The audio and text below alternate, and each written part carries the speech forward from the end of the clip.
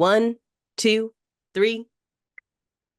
Now, very interesting to me there, and this isn't a part of it, but you went 1, 2, 3, whereas normally we do 3, 2, 1, and No, you always say that, and that's not true. ah, hmm. I don't know why it is, but somewhere you got in your head that I go backwards, but I don't ever do that. I always Oh, go one, maybe two, I do. three. I'm the one who goes backwards. Maybe maybe you're a backwards counter and you've Yeah. gotten us confused. All right. All right. All right. All right. So, as is customary, as I like to do, what we're going to go on is a journey. We're going to go to a different Okay. place. We're going to go to a different place. That place, so steeped in Joag lore, so rich in Joag tradition. Friends, come, please, won't you, with us to Australia? Oh boy. I All always right. love when we go to Australia. Yeah, well, you won't. Uh-oh. Because if there was any joviality or jollity in my voice there, then it ends here, right? Oh, Because okay. I want to tell you the tale. I want to tell you the tale of Kathleen Folbigg. Okay. That's Folbigg. Kathleen, she was born Kathleen Donovan. She was born in 1967, June 1967, in a town in New South Wales called Balmain. Now, I'm afraid to say that Kathleen had a tragic, tragic early life. Okay. In fact, fuck it, spoiler warning, it's all tragic for Kathleen. Um, Oh, but it poor Kathleen. started badly. At just 18 months old in 1969, January 1969, her biological father, a guy by the name of Taffy Britton, John Britton, he went by the name Taffy. Taffy. Hmm. Yeah, yeah, How do you weirdly. suppose you get the nickname Taffy? Uh, well, you may or may not know it's a common kind of almost derisory nickname for a Welshman over here is Taff. All right, Taff, Taffy, fuck off. Huh. Interesting. Okay. Yeah. So anyway, her dad, um, a storied domestic abuser, Mm. uh, murdered her mother. He murdered her mother, Oh, Kathleen May Jesus. Donovan, stabbed her 24 times. Jesus. And was sent down. And following that, in the year that followed, she was kind of rotated between various relatives, family members, before she finally was fostered. Various kind of children's homes, institutions. Ended up living with a couple in New South Wales. And throughout her youth, that was pretty much her life until she was 18 in 1985, and she met her husband to be, a guy by the name of Craig Folbigg, and they married after 2 years. Okay. And things you would think seem to be looking up. Craig and her, their first child came along in 1989, Okay. a boy they named Caleb. Nice. Respectable name. Caleb. He was ill from the beginning, all right. Caleb Oh. suffered from his very, very early days a condition called laryngomalacia or laryngomalacia. It's a condition that affects the throat, the larynx, causes breathing difficulties. Mm. And tragically, Caleb was found dead in his crib at 19 days old. Oh man. Jeez. Yeah, rough. His death was attributed to those four letters that every parent fucking wakes up in a cold sweat Mm. at: SIDS, sudden infant death syndrome, SIDS. Yeah. That terrifying concept. Oh, so scary. And tragic though this was, in just over a year later, June 1990, Craig and Karen had their second child by the name of Patrick, a boy. They called him Patrick. Now, Patrick was born severely partially sighted with a condition called cortical blindness. Okay. Was also epileptic, Jeez. which is why when he died at 8 months old Oof. in 1991, his cause of death was initially attributed to a seizure. All right. Still, Karen and Craig persisted in trying to start and to maintain a family. In October 1992, she had her first ever daughter, a girl who she called Sarah. But a few months after her birth, Sarah herself started to fall ill with respiratory infections, right up until she was found dead in her cot at 10 months old. Jeez Louise. Yeah, fucked up. The death was also attributed to SIDS. This is like, this is wild. I feel like, when it comes, I mean, this is one of the bajillions of reasons I could never have children is Mm. just like the concept of this kind of thing. But like, you know, women miscarry all the time, like Oh yeah. constantly. Yes, yes, yes. Incredibly common. It's like something like 25% of pregnancies end in miscarriage. Yeah, and those are, miscarriages that get noticed. A lot of miscarriages just Right. happen Yeah. without, without ever Like no being known that. fanfare. Yes. Right, exactly. And like that is, if you know and you have a miscarriage, like that's devastating both to your body and to your mind and all of that kind of things. Like it's a terrible thing to have happen to you. To have your children carry children all the Yes. way, full term, give birth Yes. to them, and for them to keep on dying. Like, I guess, a century ago, this was normal. Hmm. Um, but in this day and age, like, that's like such a devastating thing to have. I would like one would be enough. Three? Yes. Yep. Absolutely not. Absolutely not. How about four? Oh, come on. Craig and Karen had a second daughter in 1997 who they named Laura. Okay. Laura was, from her first days, also prone to respiratory infections, and Laura died at 18 months old in March 99. Uh, but it was after Laura's death that things took a turn, right? Things took a turn for Karen, because after Laura's death in 1999, Craig went to the police. Yeah, I was gonna say people are starting to get suspicious, aren't they? Indeed. Craig went to the police and handed them diaries that Karen had written Oh, geez. over the previous years. And the diaries contained phrases and passages which, from a certain perspective, read like confessions. Oh, dear. One passage, one line in particular, said, "My guilt about them all still haunts me." That Another seems read, pretty normal. another read, "What scares me most will be when I'm alone with the baby." Uh-huh. Another phrase, "Obviously, I'm my father's daughter." Not great. Another, "One day she will leave. The others did, but this one's not going in the same fashion. This time I'm prepared and I know what signals to watch out for in myself." Ooh, Yeah, yeah, yeah, yeah, yeah. yikes. Yeah. So Karen was arrested. April 19th, 2001, she was arrested, charged with 4 counts of murder, 4 counts of infanticide, being accused of suffocating all 4 of her children. Hmm. Craig was also initially arrested and interviewed, but he was released without charge. And in fact, Sure. Craig went on to play a key role in helping the police build the case against Karen. Well, he was the one who started it anyway, Sorry, Karen, right? Kathleen. What am I talking about? Kathleen. Yeah. He started the whole thing, right? Like he was the one who reported it in the first place. Exactly. Yep. Okay. Exactly. She was imprisoned until her trial took place in 2003. Her diaries were shown to the prosecution, of course. Recordings of emergency calls that she'd made where she was, sobbing, "My baby's not breathing. I've had 3 SIDS deaths already," you know? Mhm. Now, the central argument of the prosecution, Corey, was statistics. Oh no. Oh boy. Here we Yeah? go. Hmm. Wildly improbable Sure. that 4 of her children could have died suddenly of natural causes. Don't you agree? No. I mean, this is again what I just said was in this day and age, we don't see Yep. that very often. Yep. Because of Yep. medical intervention.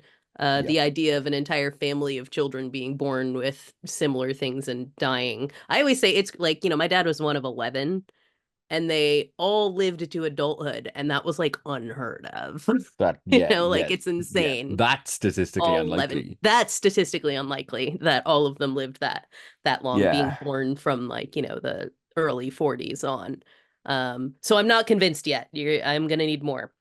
Well, let me tell you something. I'll give you more. How about Yeah, this? give me more. The I'm gonna need more. prosecution leaned very heavily on a kind of a truism in pediatrics at the time known as Meadows Law. Something you've Okay. heard of or not? No, I don't think so. Okay, it was a legal concept in the kind of realm of child safeguarding, and had been used many times in many cases in cases of multiple sudden infant death syndrome, right? Within a family, within a single family. And the law goes thusly. One cot death is a tragedy, two is suspicious, and three is murder unless proven otherwise. Oh, Jesus Christ. That's Meadows' law. That's Um, insane. well, what if That I tell you a is little bit more about wild. that law? It was coined by a Brit called Sir Roy Meadow, Sir Samuel Roy Meadow, a guy who still lives to this day, born in Okay. 1933, now retired, British pediatrician, That's an old dude. very old. Um, Believe it or not, he practiced in Banbury, Oxfordshire, just 10-15 minutes down the Oh, road from okay. where I now sit. He rose to prominence in the kind of field of medicine for his work on child abuse, child neglect, child murder. Sure. Published a paper. It was this guy who first kind of popularized things like Munchausen syndrome by proxy, that kind of thing. Hmm. Is that something you've heard of? Oh, of course. Yeah, Right, of course, of course, of definitely. course. I Now mean, hey, here's the thing, Gypsy right? Rose is like one of the That's biggest, exactly. criminal superstars in America. So, Um, but here's the thing. Uh, Sir Meadow was booted out of the British General, what is it called? The GMC, I believe. The General Medical Council. Yeah, the British Medical Council. He was struck off after Meadows' law was used in no less than three cases in the UK, which were later overturned mm, after the women involved had all done time, right. right? Yep. Firstly, a Sally Clark, wrongfully convicted in 1999 for murdering her two sons, which was overturned in 2003. Her life never recovered. She died of I'm alcoholism in sure. Yeah. 2007. Her kids died and then she went to jail for it. Yep. Hard to come back Uh, from. Another case of Donna Anthony. She was jailed in 1998 after losing two kids, cleared and freed after 6 years in prison. Fucking hell. And the most well known of all is a case of a lady by the name of Angela Cannings. She was sentenced to life in 2002 for murdering her 7-week-old son, Jason, and an 18-week-old son, Matthew. The case was overturned in December 2003 after a fucking BBC investigation Mm, program uh, revealed that her family had a history of SIDS, like her incredible. granddad had lost Hmm. kids through SIDS and other relatives. There was fucking SIDS in her family. Right. Like it almost, to me, like I can, like that many Yeah. feels less suspicious Yeah. almost, Yeah. because it's like if Well, you were killing children, like this is like obviously it's deeply suspicious or whatever, but the idea that like something keeps on happening because your family has a gene for it, yes. Yes. Yes. like Yes. that is very, Yep. very common. I'm not saying Yep. like again, I you haven't finished telling me about this woman, so maybe she's very clearly guilty. I'm just saying from what we have so far, I mean, it feels like shaken baby syndrome, how like now we know Sure. that's bullshit.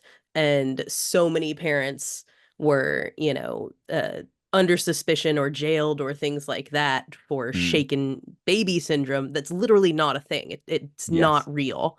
Yes. Um, and yet I remember when I was a kid, that was like a constant thing, like, oh, someone shook their baby and it died, and Mm. now they're in jail for this. So I shook yeah, the hell out of Peter and Owen, and they're fine. they're totally great. No The problem. they loved it. In fact, they Dad, they they'd they're always say, like, shake me, daddy. "Shake me, Elmo." We all played with Shake Me, Right, Elmo. yeah, exactly. But just to Uh say, like, the like kind of demonizing of parents for things that are like outside of their control, that like the medical establishment says is a thing. Like, obviously, it comes from a good place. It's not like they're trying to put innocent parents in jail, but there's yeah. often it's like we're so quick to jump to like judge, like, oh, that would never happen to me. So Yes. clearly they must have done it. Yes. Point But go on, being, more details. over here in the UK, Yeah, Meadows' this law guy's was discredited. widely discredited, just Right. completely fucking discredited, Yeah. But no one told debunked. Australia. Yeah, exactly this. A law professor in Australia a lady by the name of Emma Cunliffe. She wrote a book all about Folbigg's case.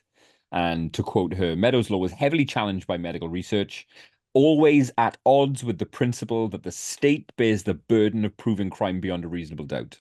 Right. Now, all of this was going on in the UK, Hmm. but Meadows' law was still being used to charge cases in Australia, Sure.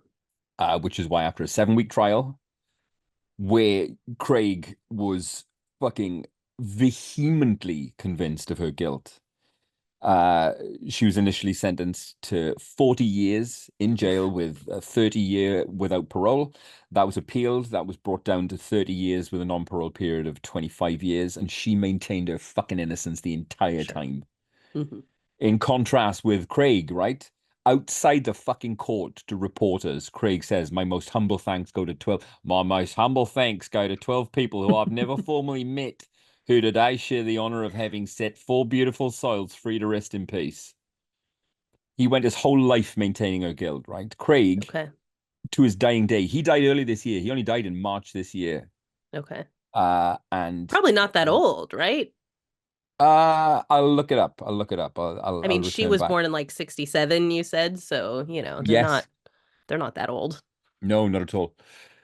You have an excellent ear for detail. Fucking hell. Are you taking notes? No notes, just in here playing with my little hand strengthener. This is excellent. But look, her family also, right? Kathleen's family also maintained her guilt. Mm-hmm. Her sister-in-law. Sorry, cut out this pause. I've lost the fucking. Where am I? Here we go. Yeah, her sister-in-law, Lee Bone, said in 2014, she's definitely guilty. Those 4 children should be here now. I Her, get it. right, yeah. Her sister-in-law is in like her husband's sister, or is in her like brother's wife?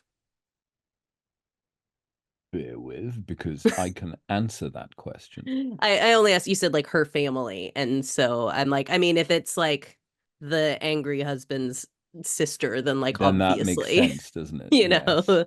as opposed to like her own like family. But I've said before, one thing that I always find crazy when I watch something like Dateline or whatever is when someone did clearly do something and the Uh-huh. family is just like, I refuse to believe that. My kid would never do that. It's like, well, they were like standing over the person with a bloody knife yelling, I'm killing you right now. And they're like, my child would never do that.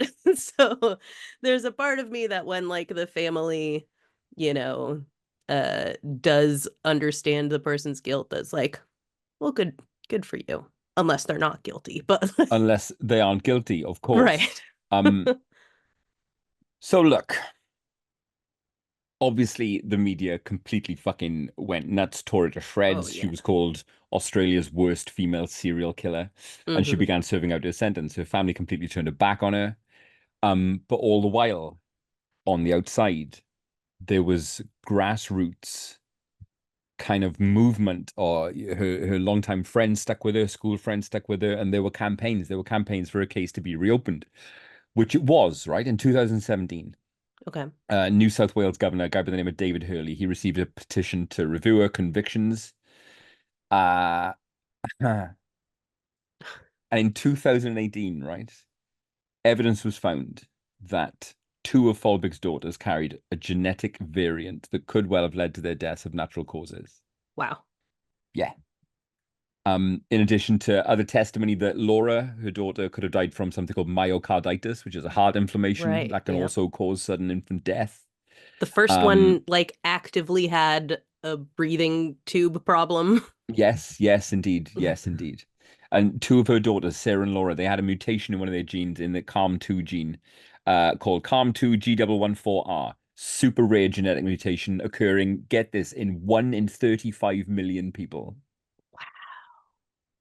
And even this fucking evidence was thrown out by the judge in 2019, who decided that the evidence, quote, as a whole, just reinforced her guilt. What? So Yeah. this is what is fucking crazy to me. Like, and it's the same thing with like the Lucy Letby stuff, where it's like now that we've like read about the actual situation, like it is nearly impossible for her to have done this. And yet, like, they keep on like coming up with new stuff that's like, no, Yeah. actually, we saw her do a thing. And, it's definitely, and it's like, there's just nobody is coming to bat because the entire media has already decided. The judge had Imagine the already shit decided the media would before have they to got eat right, at this like point. before they got into the chamber, the judge had already decided that that Mm. person was guilty. Like everybody has already made up their mind by the time they meet Lucy Letby, by the time they meet this person. Like, there's no, where can you go to get Yes. a trial that people are going to look at the evidence when they all already know who you are and think you're a Yes. monster? Like, there's just nothing you can do with that. That's Well, crazy. in Kathleen's case, another 2 years later, the petition again went to the law. Governor Margaret Beasley, who was then, maybe even now, New South Wales governor, 90 scientists and academics from around the world, academics and scientists, not just, fucking Reddit detectives and Right, well-wishers, yeah. actual learned men and ladies of science, um, landed a petition with Governor Margaret Beasley calling for Folbigg to be pardoned, right? And this Mhm. petition was based on a fucking study, an international study that found Right. that the arrhythmia syndrome was a reasonable explanation for the death of Kathleen's Yeah. girls, while the two boys carried gene variants, which which could actually cause fucking epilepsy, early onset epilepsy in mice. Jeez Louise. Um, and that led to a second inquiry in 2022, which actually got her pardoned and released in June Wow. 23. Fuck's sake. That Yeah, is like nobody has those resources at their disposal. yeah, The entire scientific community coming together to petition yeah, the powers that be to fucking pay attention to this yeah. kind of stuff. Huge kind of moment in Aussie legal history. She did Mhm. almost 20 years inside Jesus Christ. After and was losing four pardoned. children. Lost four kids, her family, Yep. and 20 years of her life. Insanity. The 2022 inquiry found reasonable doubt, Yeah. you know? Like this, it's terrifying too to think of like when you write in a diary, a journal, whatever, which I've always done my entire life. Like, Mm, it's with the understanding no one will ever see this and no one will misinterpret some bullshit that you wrote sometime. yes. And the idea of using people's uncensored thoughts as evidence against them, especially when they don't specifically say, I went and I choked my baby out today or something like that, like Yes, anything that is not elliptical kind of stream of consciousness kind of right. writing, Yeah, which is if what a the journal is person for. isn't right, that's the point, Mm, for processing your guilt, for processing like all of these kinds of feelings. And if it doesn't like specifically explain the method that you used to murder someone, then it's like yes, that cannot with be photos.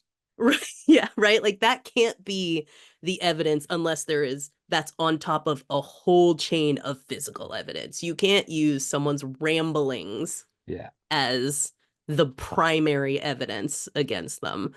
yeah. That's wild to me. And I think like you were right. I have a you texted me before this. You were like, "Oh, you're gonna have a lot of feelings about this," and I do. Um, on top of that, I think like there is such a a crazy culture of vilifying parents that I think part of it is the idea that like we like to think nothing can happen to our kids, right? Like part of it is Mm, fear. If four children can die suddenly, like can mine? Can like it's better for us to think it's impossible for horrifying things to happen to children than than like someone doing this, right? Like someone being a monster is better than the chaos of the universe. But See, like, when I say Joag rule number one, you are not safe. When I right, say that, I don't just mean your immediate physical well-being and safety. I mean the fucking structures around you. right. What you take for granted, what is Hmm. right and normal. all of that can be fucking Just upended. upend it. Exactly. And this like I think about this with like the shaken baby syndrome being proved to be bullshit. Stuff like this, even like the hot car stuff, Yeah, like yeah, it's yeah. so easy for people to like vilify and be like, I would never do that. People who do this are monsters. Um, when people do things like this all the time, and it's just you're lucky that it wasn't 1,000 degrees when you did that, or you remembered someone asked where's so and so 2 minutes later or whatever. Like this, we're so quick to just be like, if something happens to a kid, then that parent needs to be completely like, Excoriated. yeah, right, ruin their life. It's like they're Hmm. already ruined. Their kid died. Like that's probably enough, you know? That's Yes. plenty. It's yeah, I have a lot of thoughts about that. What, listen, I know that right up until maybe even last week or the week before, I was still kind of caveating all of our discussions about Lucy Letby with, I still think she did it. Hmm. I swear to fucking God, this case, studying and writing about this cold open really, really makes me think. Really Yeah. fucking makes me think. I think that's like I think that's that's perfect Joag journey shit right there. Isn't it? But, I think that that is something that we all have to get into the practice of, because it certainly has made me more aware of seeing this all over. And like obviously this is a thing that I do all the time on here, is sort of like take something we think we understood and like be Scotch like, it. aha, Yep. scotch it. Um, Interestingly, one of the links at the bottom of one of the articles I read about this was why the phrase "a dingo ate my baby" isn't funny. nice. I mean, it's directly related to this, It right? is. It Like really is. And they're all the same coin. and reading about the three women in the UK Mm-hmm. who were imprisoned on the back of some Right. bullshit like, hey, one baby's bad luck, two is fucking sketchy, three you're a killer. Right. Yeah. Fuck, what? Who the fuck? What kind of What? bullshit is that? Yeah. That like you would have been laughed off the planet with something like that a century ago. Like, are you fucking kidding me? Mm. Come on. That's kids die. Unfortunately, life is very fragile. Kids be dying. Kids be dying. Like, maybe let's pump the brakes a little bit before you punish grieving parents for it. That's my take on that whole Mm. thing. Maybe it's crazy, but I think maybe we should be a little, just take a Mm. step back before we just get mad. Yeah. Just a thought.